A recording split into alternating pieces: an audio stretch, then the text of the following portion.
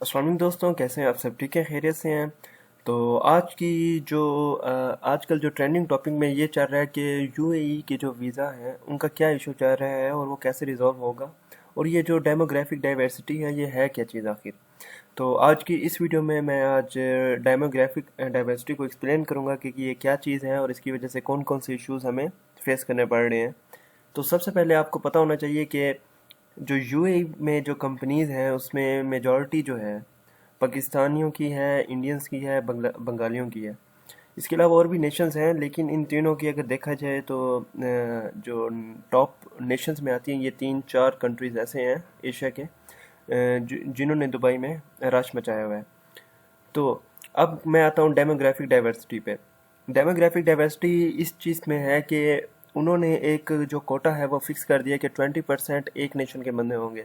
Like अगर कोई Indian HR है, अगर वो चाहता है कि उसने अपनी कंपनी में हायरिंग करनी है, अगर वो इंडियन होगा तो वो डेफिनेट सी बात है इंडियन को प्रेफर करेगा, पाकिस्तानी होगा तो पाकिस्तानी को प्रेफर करेगा, बंगाली होगा तो सेम केस उनके साथ भी होगा। तो इस चीज़ को ख़त्म करने के लिए जो दुबई की या यूएई की गवर्नमेंट है उसने ये स्टेप लिया है कि उन्होंने 20% कोटा फिक्स कर दिया है कि 20% कोटा एक नेशन को दिया जाएगा। ठीक है। अब मैं आता हूँ दूसरे बात पे कि जो यूएई के वीज़ाज़ हैं उनका क्या इशू चल रहा है कि लाइक अभी आ रहे हैं या निकल रहे हैं या नहीं निकल रहे। तो मैं कुछ न्यूज़ आपके साथ शेयर करना चाहूँगा जो मैं आपको यहाँ स्क्रीन पे भी पहले दिखाऊंगा। अगर मैं यहाँ पे लिखता हूँ यूएई डेमोग्राफिक डाइवर्सिटी, अगर हम इस न्यूज़ को मैं सर्च करता हूँ तो मेरे पास डिफरेंट आर्टिकल्स आ जाते हैं। तो मैं खलीज टाइम्स अगर मैं देखूँ, ये देखें। अब इसमें उन्होंने वाज़े लिखा हुआ है कि जो फर्स्ट 20% है उसको एक जो नेशन है उसके लिए हमें मुख्तस करना होगा। देखें, they were asked to ensure that the first 20% of available quotas is diversified. ठीक है।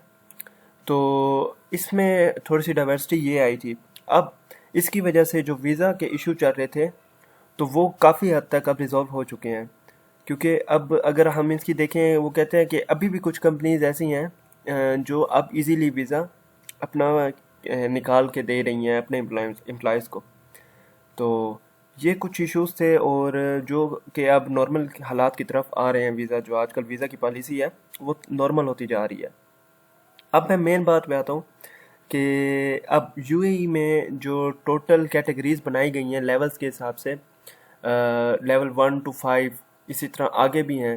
तो पहले हमें ये कहा जा रहा था कि लेवल 1 to 5 जिसमें ये प्रोफेशनल डिग्रीज आ जाती हैं या जिनके पास डिग्रीज हैं लेबर के अलावा, स्किल्ड लेबर जिसको हम कहते हैं, स्किल्ड अगर जो पीपल हैं उनके वीज़ा आ रहे थे और अनस्किल्ड के नहीं आ रहे थे।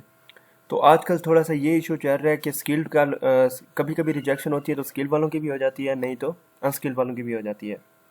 लेकिन अनस्किल्ड की स्किल्ड लेबर से ज़्यादा रिजेक्शन के चांसेस हैं। अब स्किल्ड लेबर कौन कौन सी है? जिसके पास अटेस्टेड डॉक्यूमेंट्स हैं। अब अक्सर लोग ये सवाल करते हैं कि हमें कौन सा डॉक्यूमेंट अटेस्ट करना चाहिए। जिन्होंने मैट्रिक भी कर रखी है, एफएससी भी कर रखी है, बैचलर्स मास्टर्स भी कर रखी है, आपने अपनी लेटेस्ट डिग्री, या मैं ये कह सकता हूँ कि जिस डिग्री के बिहाफ पे आप जॉब लेना चाह रहे हैं, आप उसको अटेस्ट करवाएंगे पहले अपने रेलिवेंट बोर्ड से। अगर आप एफएससी के हैं या इंटर किया हुआ है आपने, तो आप पहले अपने शहर के यानी जिस बोर्ड से आपने क्लियर किया है उससे, उसके बाद आपने आईबीसीसी से टेस्ट करवाना है, उसके बाद आपने मोफा पाकिस्तान से, उसके बाद आपने यूएई एम्बेसी पाकिस्तान, उसके बाद आपने यूएई में आके मोफा यूएई से अटेस्ट करवाना होगा। ये आपकी डॉक्यूमेंटेशन भी कंप्लीट हो जाएगी। इसी तरह आप फिर वीज़ा के लिए अप्लाई करेंगे तो आपकी रिजेक्शन इंशाल्लाह नहीं होगी।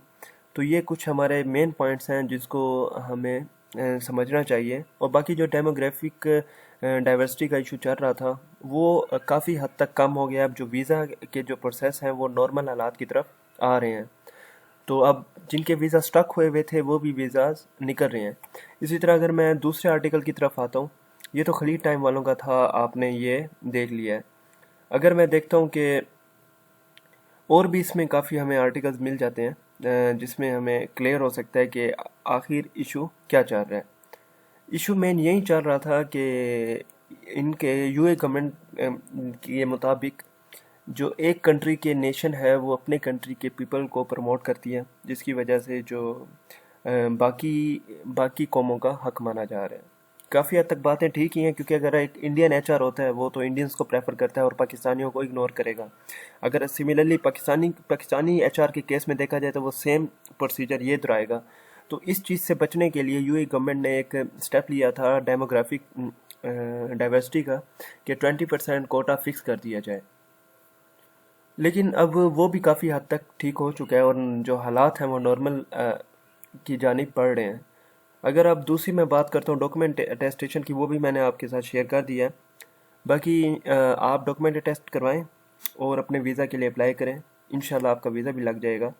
और जो अफवाहें हैं वो अफवाहें तो चलती रहती हैं, पूरे साल ही चलती रहती हैं।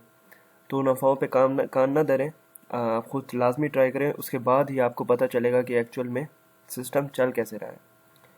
तो मुझे ये ज़रूरी लगा कि मैं ये वीडियो आपके साथ शेयर करूं, ताकि जिनके जहन में कोई भी एम्बिग्यूटीज़ हैं, जो भी कन्फ्यूजन है, वो क्लियर हो जाए। उम्मीद करता हूँ मेरी इस वीडियो से आपकी कुछ कन्फ्यूजन्स दूर हुई होंगी।